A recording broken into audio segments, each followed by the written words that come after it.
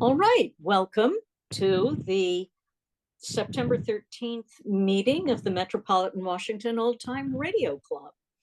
And we're delighted that you're all here tonight. We have a kind of exciting program and a little mystery, all sorts of stuff going on tonight. So that is great.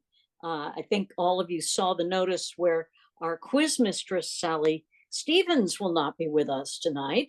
But we have an intrepid and very, very competent substitute teacher for the quiz.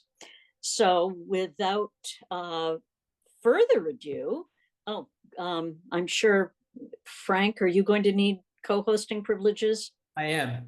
All right, well, let me get that set up because you're helping Karl, I imagine. Correct. Great. That's correct. Excellent. So there you go. You've got co-hosting privileges. So take it away, Frank. Okay, let me get this going here. Now, so we get started. Can anybody see the screen? No. No. Nope, no screen. All right, now let me go back and Sometime we've got to make you a checklist or something, Frank. I know. This is, It's I hate torturing you like this every month. oh, I hate the fact that I have this difficulty every stinking month. Zoom controls are not for the faint of heart. I keep looking for those little. They no longer make the square for share green. So you're looking at just an ordinary square that says share with an upwards arrow, Frank. Yeah, I've got that. Do you have your file lined up and open? I do, yeah. We're getting there. All right, Okay. okay. Bravo. Now let me make sure I'm sharing the audio well. Okay, ready to go. All right. Are we good, Frank? Are we good, Frank? Yes. Okay, great. Okay, well, since we're in the heat of a presidential election, the border is a hot topic, I've decided to cover the Border Patrol for this month. And this is this is an obscure series, believe it or not. It was the joint effort of both. I can hear background noise. Okay, then it's gone. Okay, thanks. Thank you. Yeah. Your medical records, care, and coverage are in one place. Going on. Yeah, I can. Would Yeah, I can. Together. All right, I'm going to mute everybody, I think, because I'm not sure. I'm muted. Oh, that's coming from Riser. How's that? I'll keep my eye on this. Take it away, Karl. Sorry about that. That sounds good. Thank you. That's perfectly okay. So the Border Patrol, kind of an obscure series, my specialty. This was a joint effort of both station WOL here in Washington, D.C., which was founded in 1928, and had many local and mutual dramatic shows, including If We Call, True Blue Musical, American Wildlife, was probably best known, though, for the home of newscaster Fulton Lewis Jr. And on the right there is Department of Justice, INS, SEAL, and we'll talk more about the INS as the talk continues. In our second slide, we have a very, very brief history of the Border Patrol. I mean, this is very, very brief. People have written books on this and all kinds of articles, and I'm giving it 5 lines. Well, there were mounted guards, over 100 years ago, mounted guards who kind of patrolled the areas looking for aliens and smugglers and everything, and that didn't go very well. There were not enough resources often, and they were scattered around the borders of the country. However, in 1918, Frank Walton Berkshire proposed a separate entity, a border patrol. At that time, he was the supervising inspector of the Mexican border district, which today we know as the Southwest border. But as things in the government take time to propagate and fill, it wasn't until 6 years later that the Labor Appropriations Act created the Border Patrol to enforce the current immigration laws. This was about 100 years ago, May 28, 1924. At that time, the Border Patrol was in the Bureau of Immigration. And in 1933, both the Bureau of Immigration and Bureau of Naturalization were created as the INS. I can hear background noise again. Created by presidential order, President Roosevelt created the INS in 1933. And in June 1940, the INS was moved from the Department of Labor to the Department of Justice, where it was until 2002. Now, on our next slide, where does the Border Patrol fit in the vast scheme of federal law enforcement network radio programs? Well, the first one was, as most of you know, was probably G-Men, which turned into Gangbusters within a year. This was Philip H. Lord. The Border Patrol was actually early in this scheme. It debuted February 6, 1941. It was a 15-minute series that was produced by WOL in Washington and aired for 15 minutes. Other programs, Counter Spy, that was another Philip H. Lord production. And then in the mid-40s, you get the various FBI series. This is your FBI, the FBI in Peace and War, and then later I was a communist for the FBI, and then Lord returns in 1947 with Treasury Agent, and then in The Silent Men in 1951, Warren Lewis out in Hollywood and NBC devised this program, which offered various stories of federal agents in different divisions and different departments, starring Douglas Fairbanks Jr. There's not a whole lot. There's many, many episodes of this series available, but I'm not sure that any dealt specifically with the Border Patrol. Okay. There were two prime individuals who were responsible for bringing the Border Patrol to radio, and the first is Frank Blair. That's a picture of him there at the Mutual Broadcasting System, WL microphone in Washington, circa 1940. Many of us know him as a newscaster, longtime newscaster on the Today Show from 53 to 75. But before that time, he had a very distinguished and a great reputation in radio. He was born in South Carolina and started his career at station WCSC in Charleston before moving to WIS in Columbia, and then WFBC in Greenville. So he really made the tour around his home state, and he became one of the youngest program directors in the country at WFBC.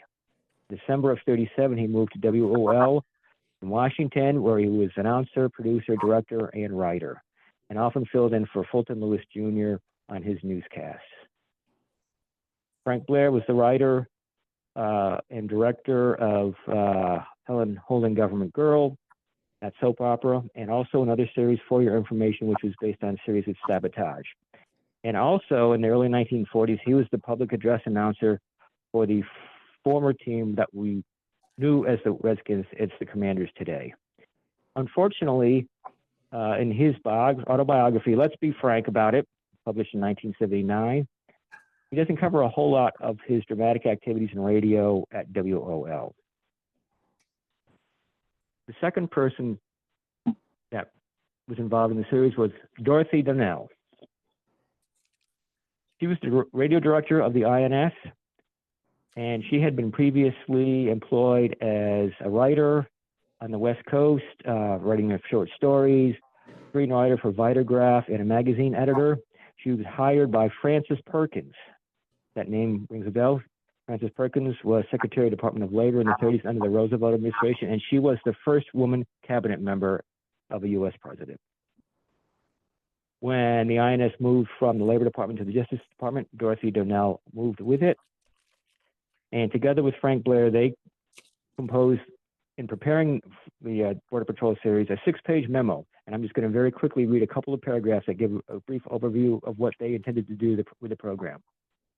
The purpose of this series will be to acquaint Americans with the Border Patrol and its work, to introduce this organization to those who have never heard of it, and to remind those who have come in contact with these officials that these men have a job to do. They are doing it well and should receive the respect and cooperation from all Americans. That is their due. Also, the radio program should not only be an adventure series, which should be a bid for cooperation with the forces of law and order. Many of the episodes in the series do have a crime does not pay theme, and each program will show a different methodology employed by the Border Patrol. The episode I've chosen is The Man Who Came Back. It's episode number 9 in the series, originally broadcast April 3rd, 1941. The incident, as all incidents of the Border Patrol, were based on official files.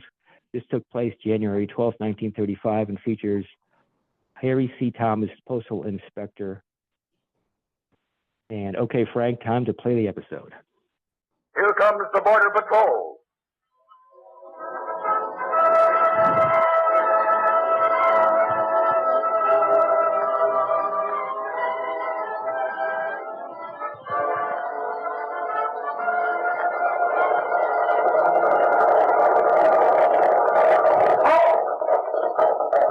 On the Mexican border, the Canadian border, the Pacific coast, the Atlantic coast, the Gulf of Mexico.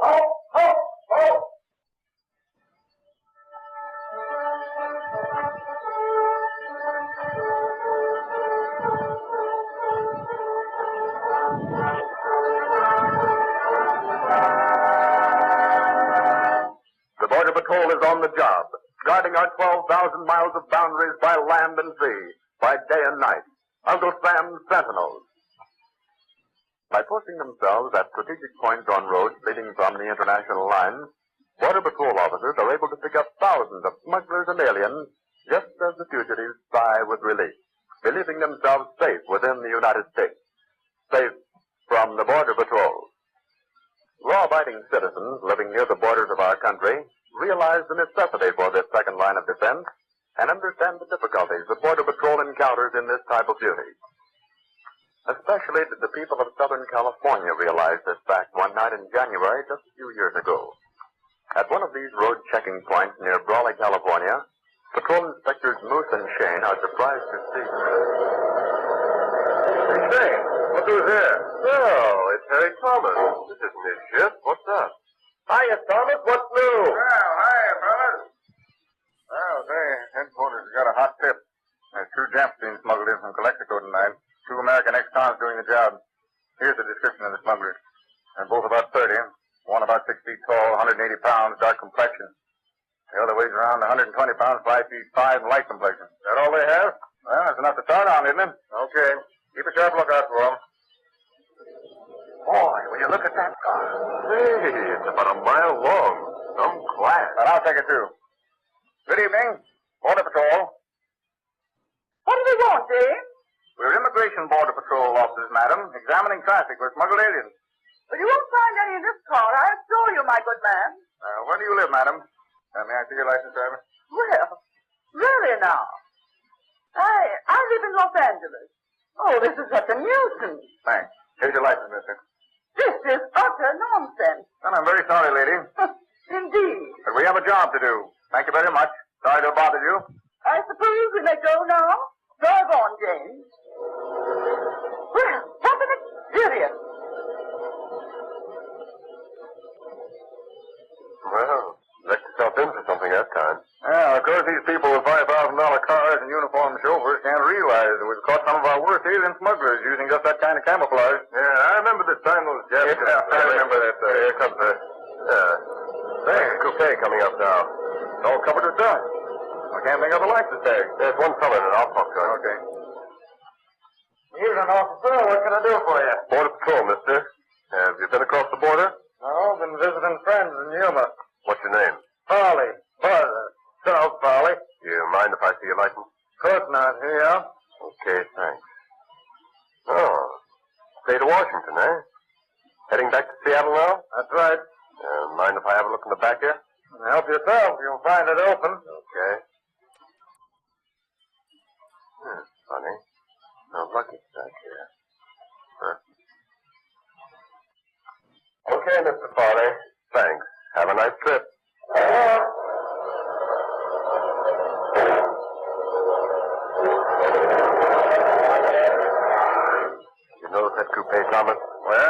particularly. Been busy. Moose has got a truckload of Mexicans he's checking. Traffic's been awful heavy. Well, that coupe was heavily coated with dust. And evidently the driver, Fowler, his name was, just had the back open. Because there are fresh marks all over it. But no luggage there. Yeah, sure looks like a walk-around, doesn't it? It sure does.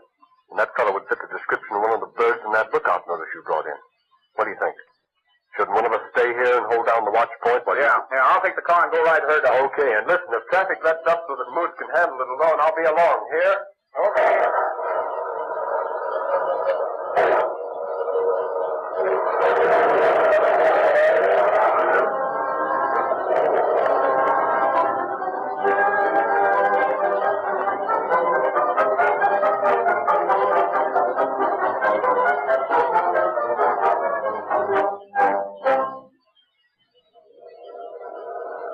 Thomas passes the coupe. As he expects, it is parked by the side of the road. Farley stands beside the car. Thomas drives by, and about a mile up the road, he stops his car, waiting for Farley and his coupe. Thomas is convinced that this is a well-known walk-around, that Farley is waiting for his smuggling partner to lead the aliens around the watch point on foot.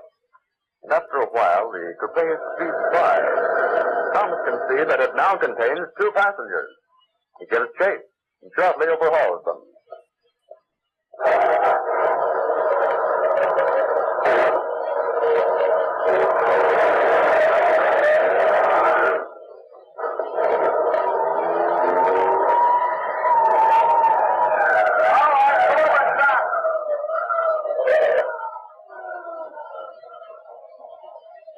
Well, we met before tonight, haven't we, brother? That's right. You fellows already stopped me once. Yeah. Now, you and your buddy step out of the car. I want to talk to you. He ain't my buddy. Just picked him up down the road a ways. What do you got in the rumble seat? Nothing. It's empty. Huh? Well, let's have a look at it. I see it's closed. Key's lost. I can't open it. Oh, that's all? It was open when you came through the truck stop. Yeah, well, that's why it won't open now. The key being lost, I always keep it open.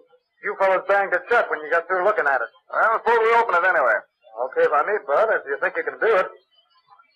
There it is, stuck for a fact. I told you. Well, let's see what a tire iron will do. You damage that rumble seat and you'll pay for it, mister. Get it, see? That's traffic just like you. That's why you won't get away with it. Hold them, please. I got it. I got it. That's enough. He's out. Well, I had a lot of fight in him.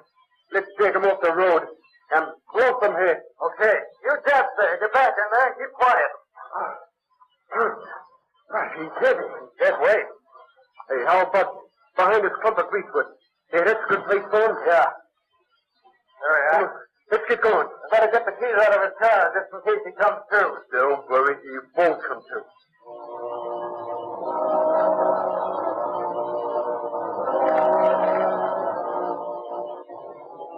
16 times Harry Thomas had been beaten with his own gun, kicked in the side, bruised almost beyond recognition, ribs broken, right hand mangled.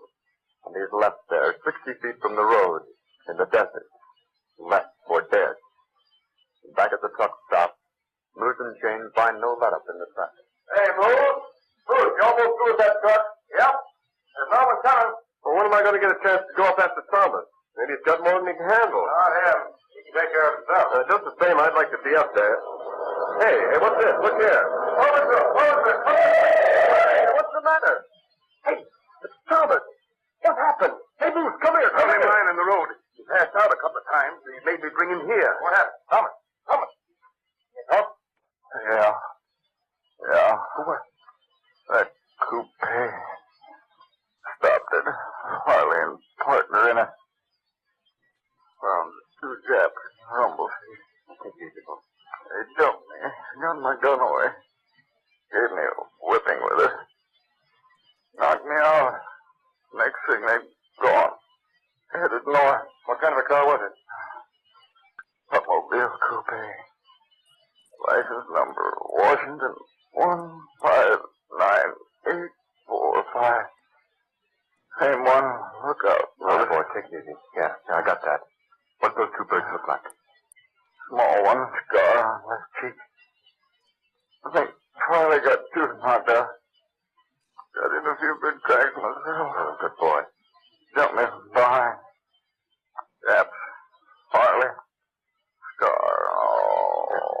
passed out again. Will you rush into a hospital, mister? Sure will. Right away. Gosh, I never... Be careful. All right, come on, Root. Now let's get after those rats, the dirty, low-down thugs.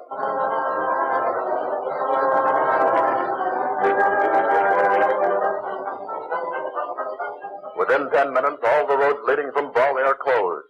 State Highway Patrolmen, the Office of Indio, Banning, San Bernardino, and volunteer search parties, made up of organizations in the Imperial Valley, are on the lookout for the brutal men who so viciously attacked Harry Thomas. Filling stations, roadside stands, tourist camps are notified. Radio stations send announcements to all public-spirited citizens to report immediately any sign of these men or of their car. The Border Patrol put its blockade system to work. Then early in the morning, Farley and his partner are apprehended. A few hours later, the Japanese are found hiding in the brush. The smugglers and Japanese are taken to the El Centro jail. Border Patrolmen Moose and Shane, after 23 hours on duty, see the criminals safely behind bars and are on their way home. Tired, Shane? Oh, no. Skin's getting a second wind. I'm not getting anybody. Now the excitement's over. I'm home. Here, wait a minute. Let's see what this section's about. Hey, boy. Give me a paper over here. Oh, here you are, mister. There you go. Oh, thanks. Danny's beaten by 2 thugs. First for dead at Brawley Community Hospital. Severe head wounds. 3 broken ribs. Many gashes on scalp. Concussion. I didn't think he was that bad off. Community Hospital, eh? Come on. Let's find out about this. That may be exaggerated. Yeah, but that was an awful beating, though. He had enough strength to get to the road and tell us what happened. Yeah, he's got the sentiment, that guy. Here, this drugstore. I got a nickel here. Okay, thanks. Operator? I want the Brawley Community Hospital. Yeah, I gotta have another nickel. You got it? Okay. Hello? Yeah, say, how's Harry Thomas? Oh, don't give me that, sister. I work with him. I was with him at the truck stop. I want to know. Okay, get the doctor. Getting along as well as might be expected. I always say that. That means he hasn't kicked a bucket, doesn't it? I don't know. Now, wait a minute. Here's the doc. Hello? Yeah. Hello, Doc. This is Shane. What's the real dope on Harry Thomas? Well, listen. When he gets conscious again, tell him we got the whole crew. Yeah, all of them. That ought to, as you say, hasten his recovery. Yeah. Thanks. Goodbye. How goes it? Dump on me that, Thomas. He's gonna pull through. Harry Thomas did pull through. In spite of the terrific beating he had taken, Harry Thomas was soon on his feet again. The man in the forestry green uniform with the dark blue facings, who might stop you on the highway, might be Harry Thomas or any other border patrolman. He is working for your protection. That is, if you're a law-abiding citizen. But if you're trying to put something over on him, you'll find it doesn't pay. You may put him out of commission temporarily, but his own organization, as well as all the other law enforcement agencies in the country, are backing him up.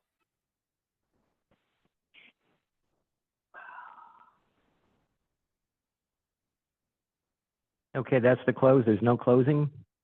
This is a transcribed version. So if we, that's Frank Blair, also who was the announcer, and he may have had a couple of parts in the drama. I don't know who the cast is currently. Fred Hartman is one person who is in many of these episodes. Don't know a whole lot about him, so that's a work in progress for me, and perhaps I can report on that a little bit later.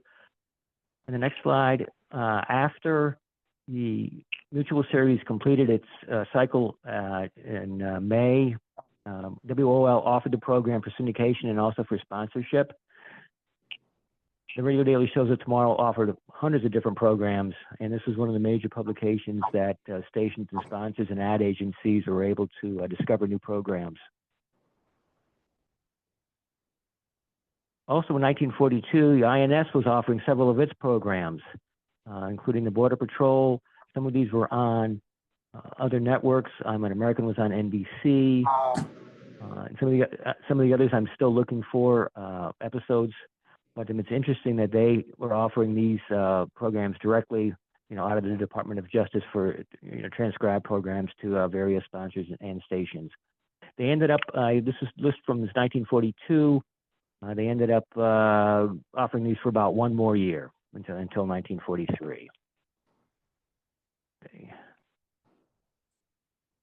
The station history, I'm always interested in the history of how programs and, the different stations and everything broadcast the series. Well, in three of the cities, including one here in D.C., the program was actually aired twice. First on the Mutual cycle by WL, and then WINX, which at that time was a local station, offered the syndicated series. Also in Los Angeles, KHJ is the Mutual station, then KFWB, which was the Warner Brothers studio station, aired the syndicated series. In Chicago, the same, the big powerhouse, 50,000 watt WGN, aired the program, and then the smaller stations, WGES and WIND, offered the syndicated series. What's interesting about the WIND series is that they aired it at 5:30 in the morning for their shift workers. This was in 1942. So it was something that they offered their listeners, who were working in the war plants, 24/7. Many Texas affiliates aired the program. Also one in Honolulu, KGMB. It wasn't on in WOR in New York, even though it was on several New York State stations. And I haven't been able to find it in New Mexico, but it was on many, many other stations from Maine to Minnesota to Washington State.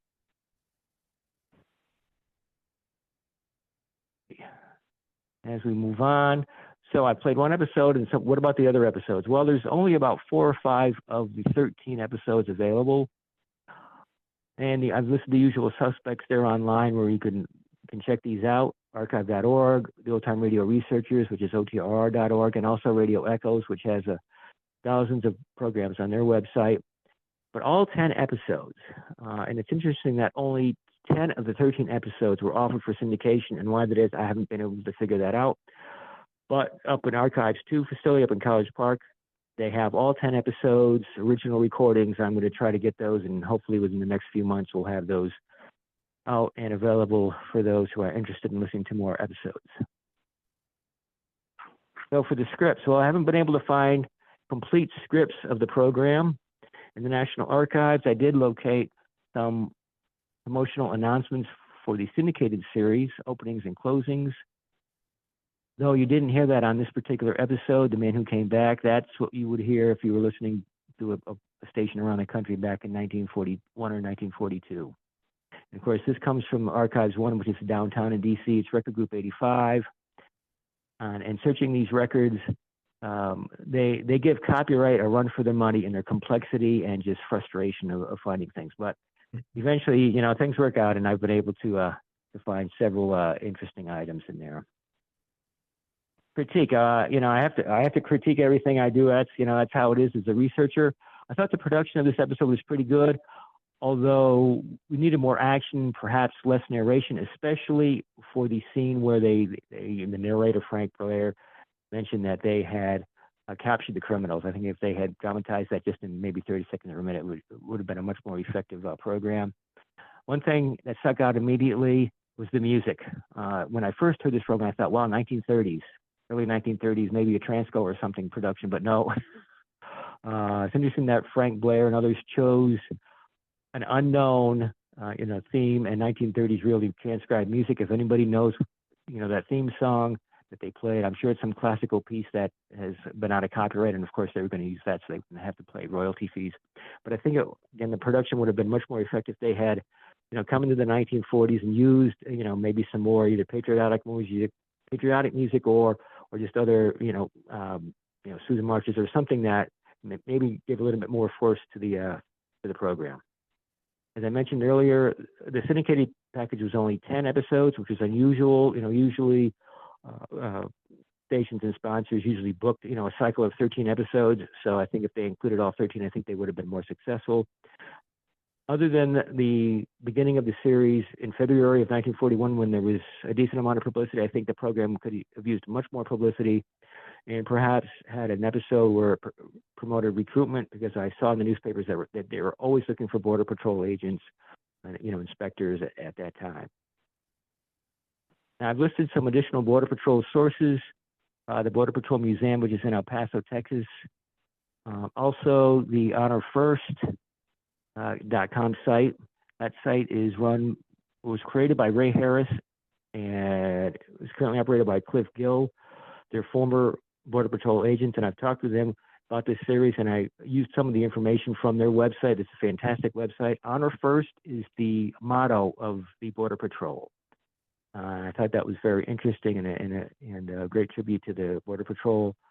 The migrajoe.com site is Joe Bancos. He is a retired Deputy Chief Patrol Agent, author, and historian. And the badge, Patrol Inspector badge that you saw while the audio was playing, is courtesy of his website. And in closing, the current Border Patrol is, of course, under U.S. Customs and Border Protection. The official website is cbp.gov. That flag there, of course, has the starting date of the Border Patrol, and each of those 23 stars represent an entity within the Department of Homeland Security. After 9/11, of course, the government passed legislation, and the Border Patrol went into U.S. Customs and Border Protection under Homeland Security. I'd like to thank Frank Morgan for running the slides, John Abbott for his audio help, and the people from National Archives, and Cliff and Joe for their assistance. Any questions? That was great, Karl. Thank you so much. If you have a question, you're allowed to unmute. I'm not sure who might have their hand up. Karl? I just wanted to say that as an obscure, before I answer that question, sorry to interrupt, that unfortunately, this program was not in Bill's book, The Big Broadcast. So maybe when he does his next edition, he could include it. So Bill, that's just a plug for the program here. Thanks. Hey, well done, Karl. Thank you. Karl, it's John here. Yes. You were talking about the music. I'm not sure about the introductory music, but the second piece, I guess, is the Flying Dutchman. So. Oh, okay. Well, I should have known that. Thank you. Okay. Right. Yeah, some of these sounded familiar. I just couldn't place them. So thank you, John.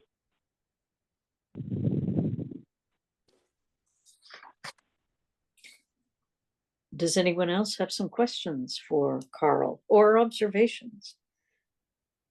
I have an observation, if you can hear me. Yes, we can. Here you go ahead. This is Larry Zub.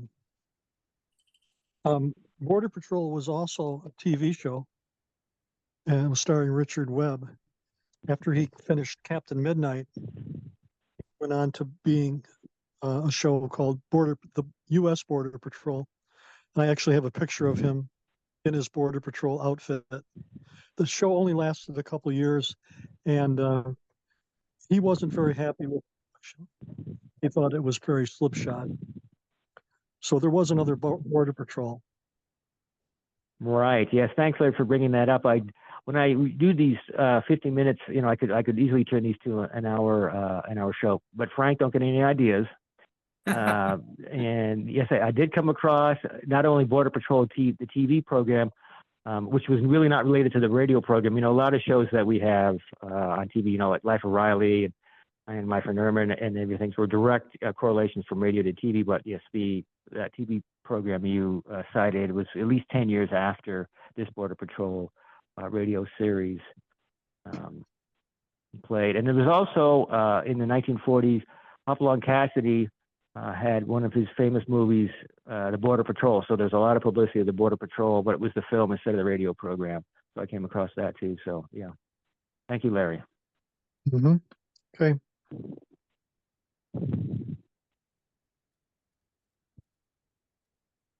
Other questions or curiosities or observations? Frank, you can probably stop sharing your screen now. Find that. Stop share. There we go. Oh, there you go. That makes it easier for me to see who's sort of trying to get through and be recognized. Not that I'm that great at it, but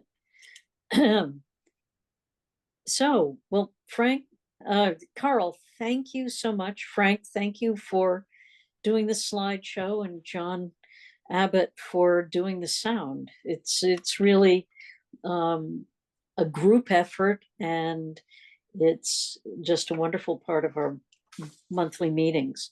So thank you all very, very much. Welcome. So now we have we're at that happy time when we bring our school mistress in to oversee the quiz, administer the quiz to the group. Ms. Stevens did hope that everyone had studied. She's given some very extensive notes. I imagine that's what they do with substitute teachers. And drum roll, please. The substitute teacher this month is our own Kelly Gray. And it is absolutely delightful to, we will pull you in one way or the other, guys. So it's easier if you go voluntarily. But Kelly, thank you so, so much. And I hope that the class will behave, although that might be up for grab. I mean, that might just not quite be the same. Now, I am going to share the poll so that Ms. Gray can get started. Do you have a few things you want to say to the class first? I do. Thank you so much. Thank you so much, Wendy. Yes, and this would not be the first time that students have, shall we say, tried to sort of test the substitute with the teacher away. Ms. Stevens was telling me what a good group you are, and she has also said that if the scores on the quiz are not great, that there will be extra homework, so something to be aware of. And if anyone misbehaves, I am ready to take names, and I hope to give her a good report, but I'm gonna let her know how it went. So I'm sure that she would appreciate it if you all are on your best behavior while I'm administering the quiz. So hello all. And do you have your materials, I hope, for the quiz? Okay, excellent, excellent. Okay, thank you, Wendy. Thank you, Marcia. Okay, excellent. Now, Wendy, will you be launching the quiz? Oh, there we go. Okay. So I will read each one twice. So beginning at the top, number 1, this singer and performer wanted to have more time off, so he convinced ABC to allow him to record his shows on tape for airing, a first in the industry. Was this A, Perry Como, B, Bing Crosby, C, Phil Harris, or D, Eddie Cantor?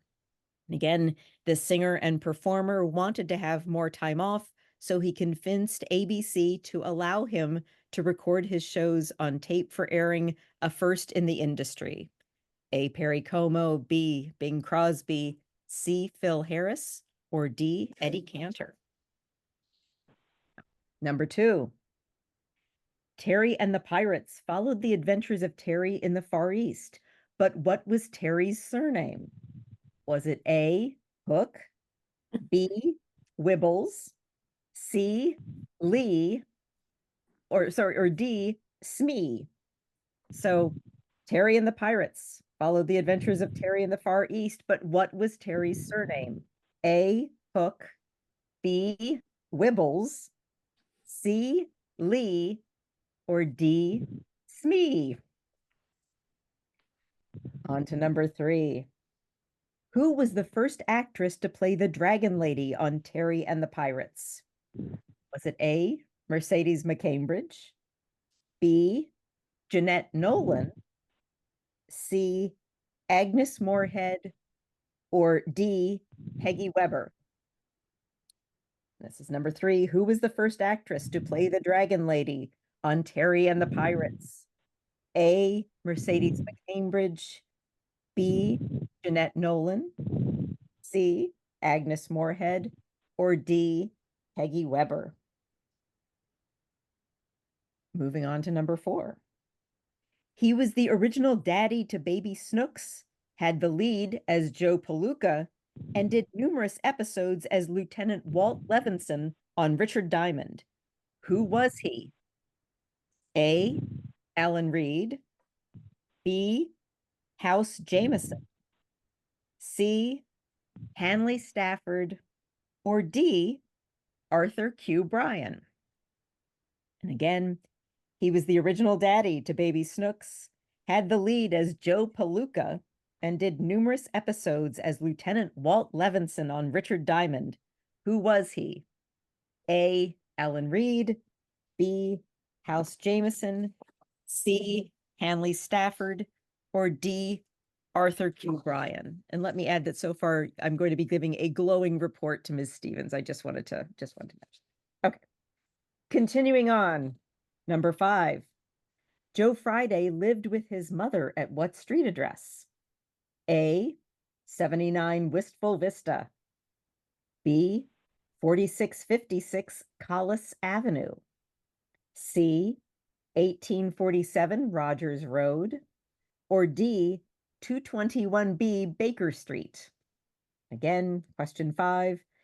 Joe Friday lived with his mother at what street address? A, 79 Wistful Vista. B, 4656 Collis Avenue. C, 1847 Rogers Road. Or D, 221B Baker Street? Question 6. On Richard Diamond, Private Detective, this actor doubled, playing Sergeant Otis and Helen's servant Francis. Who was he? A, Charles Calvert. B, Arthur Q. Bryant. C, Wilms Herbert. Or D, Vic Perrin? Again, number 6, on Richard Diamond, Private Detective, this actor doubled, playing Sergeant Otis and Helen's servant Francis. Who was he? A, Charles Calvert. B, Arthur Q. Bryant. C, Wilms Herbert. Or D, Vic Perrin? Question 7.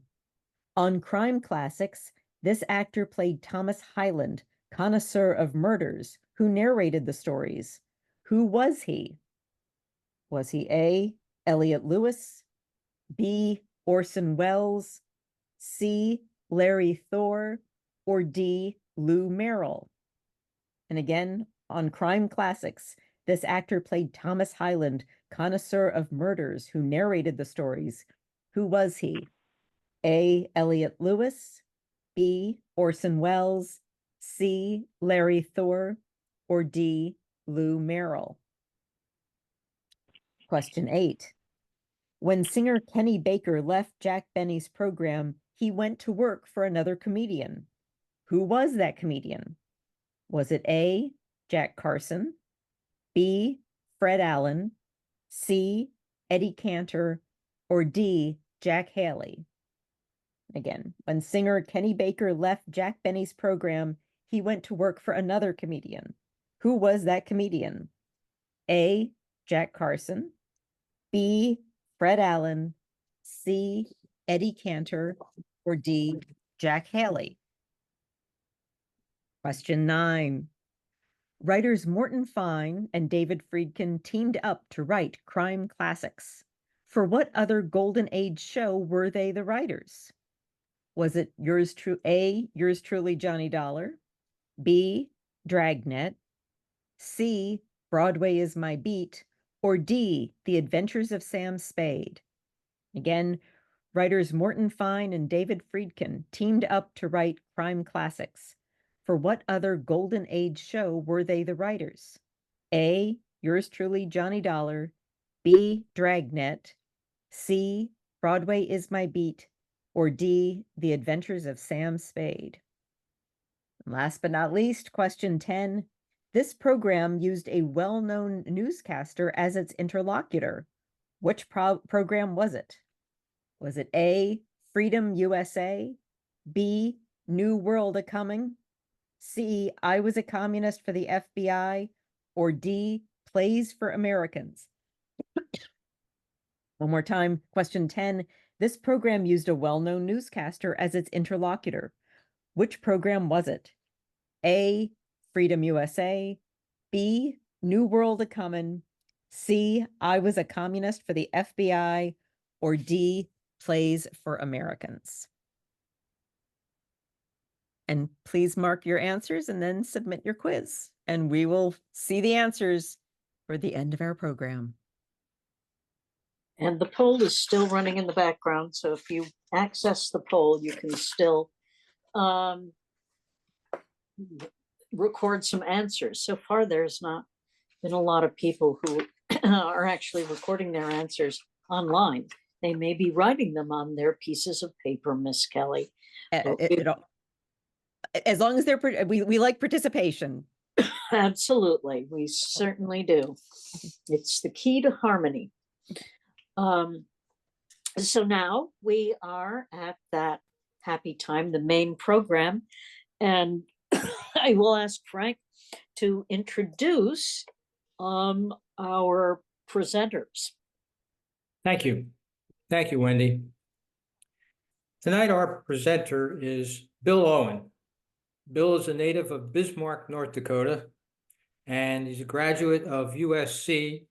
He was pre-med for 3 years, and then he switched over to telecommunications, and he certainly spent a lot of time in telecommunications. He spent more than 20 years at WOR in New York. He was associated with WABC, and he was the voice of Ellery Queen on the Ellery Queen Minute Mysteries. So what I'd like to do is, well, Waldon shared with me, Bill was a guest of Larry King, and I've taken a snippet of that program that I think will help introduce Bill and the background of the big broadcast. So I'm going to go to share screen again, and trustfully we'll get this right.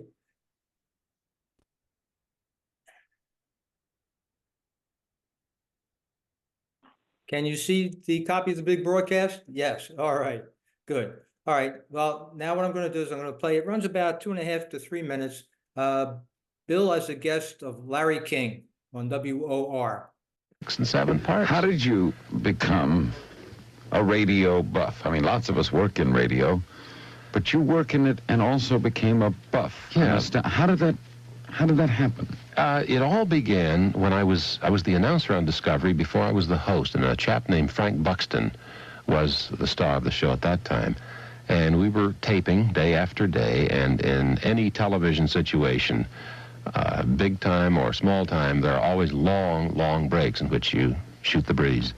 And we were probing with one another's knowledge, and we'd say, do you remember such and such a movie star? Do you remember Francis Farmer? Do you remember The Lone Ranger, this and that? One day we got into a great discussion on some radio show, and Frank said one thing, I said another, and we were both sticking to our guns. And I said, Frank, I'm going to look that up. So I went to the New York Public Library, one of the great libraries of the world. Went down and block said, from here. Right, where's your radio section? They said, we don't have any radio books. You know, they have how to build sets and things like that. Maybe something about the industry, but there was nothing. There was no place where I could look up who played what. That's what I wanted. Who played what, basically? Who was the announcer? Who was the star? So you can just figure at that point what happened, Frank. And I said, well, why not us? We started out, we were going to have a 64-page pamphlet. You wrote a book, right? And we wound up with this thing called The Big Broadcast, which is several hundred pages, and it's still growing. I'm still gathering material for possibly an updated version. That book lists all the famous shows and who was on them, right? Yeah, Henry Morgan, who wrote the foreword for us, he summed it up very nicely. He said, whatever was on radio then, it's all here.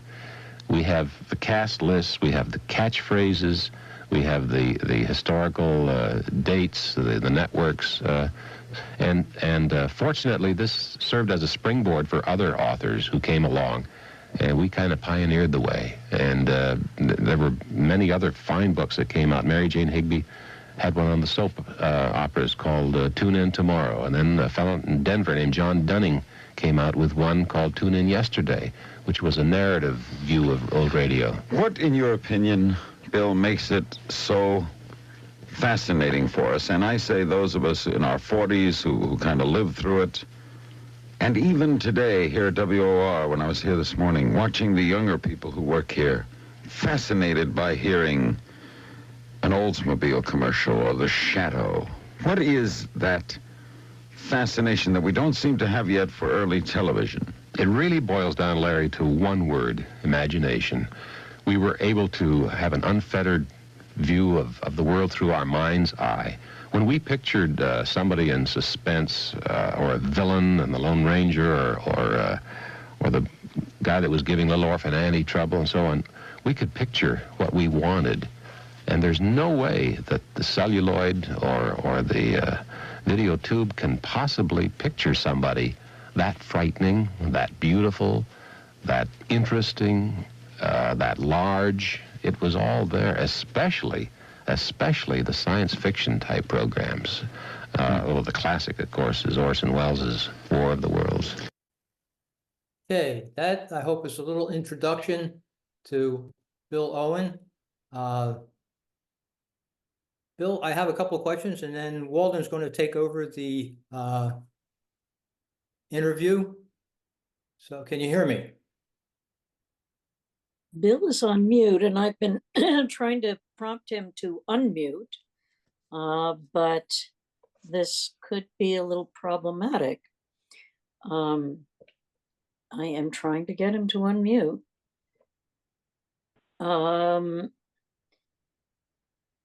Bill, on your screen, you should see a red microphone with a line going through it next to your name.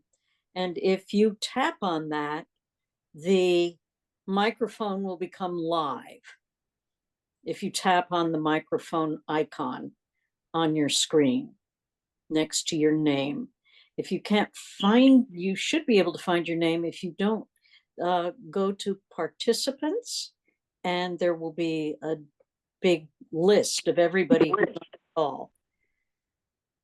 And I'm still, someone's unmuted, but I'm not sure that that's Bill.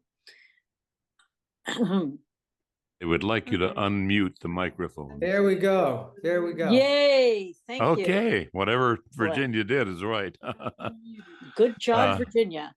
I have to tell you, not only my friend Virginia's here with me, but there's another guest here in spirit, and he's sitting next to me, and some of you will recognize him. Hello, Bill. I just want to say that I haven't slept for days and days. It's a good thing I sleep at night. Anybody recognize my friend there? His friend was Mrs. Calabash, of course. Mr. Durante. Jimmy Durante, yeah. I have to say at the outset that my research hasn't stopped. I'm fascinated by you guys. You keep going with your research. Mine didn't stop in 1972 with the big broadcast. Just recently, I started looking up a commercial that featured the phrase "Pitia Rosporum ovale," which was a great announcer's audition, and it was a similar infection to dandruff back in the early 40s. And I couldn't I remember the commercial, but I couldn't remember who the commercial was, who sponsored that. And I finally found it was Listerine. And according to their commercials, you would put Listerine in your scalp and get rid of this dandruff, like Pitia Rosporum ovale. Now, that separates the men from the boys, remembering those old days. I've got one other thought. It just hit me the other day. I bet there are very few people on this planet that know what I mean when I say Lee-Mac. Does Lee-Mac ring any kind of a bell to anybody? Lee-Mac? That was a famous cigarette spelled backwards, Camel. And Bob Hawke, who was a great comedian, had a show, and he came up with the phrase Lee-Mac. And the way the show worked was you would answer a question beginning with the letter L, and then one more progressively difficult with an E. And if you made it all the way to the C of Lee-Mac, why, you could win as much as $3,000. Now, that was a fortune in those days, needless to say. But I'm always fascinated by the depths of radio, the listeners, that not only the ones that were there to remember it, but the ones who just came across it in recent years and are following it. I used to talk before audiences and recall all the old radio shows. And all I had to do at the beginning to find out if my audience knew what we were talking about, I would say, Henry.